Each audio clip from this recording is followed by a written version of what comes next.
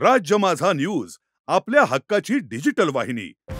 बदलापूरच्या करवईमध्ये एका व्यक्तीनं दुकानातून विकत घेतलेल्या पावात मेलेली माशी आणि फॉईल पेपरचा तुकडा आढळून आलाय।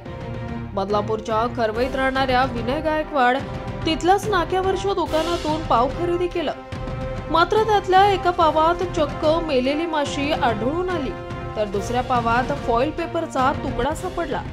सुदैवानं वेळीचा प्रकार त्यांच्या लक्षात आला।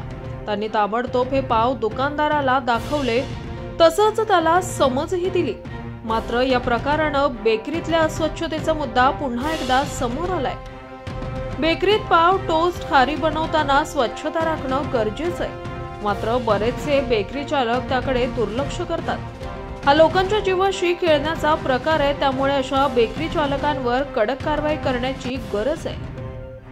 राज्य माझा न्यूज आपल्या हक्काची डिजिटल वाहिनी।